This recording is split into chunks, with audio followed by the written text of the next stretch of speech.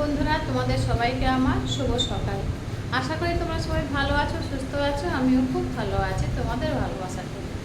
তো আজকে আমি সকালবেলা টিফিন খাচ্ছি। কি খাচ্ছি? দুধ রুটি খাচ্ছি। তো আমি কেরালায় আসার পর থেকে বেশিরভাগই আমি দুধ রুটি খাচ্ছি। তো আমার দুধ রুটিটা তো খুবই ভালোই লাগে। তো ঘরে এটা ওটা থাকে, বানিয়ে ফেলি, করে ফেলি, যাই হোক খাওয়া হয়ে যায়। হ্যাঁ, দুধ রুটিও খাই ঘরে। তো এখানে আসার পর থেকে বেশিরভাগই দুধ রুটি খাচ্ছি। আমিও খাচ্ছি, আমার ছেলেকেও দিচ্ছি।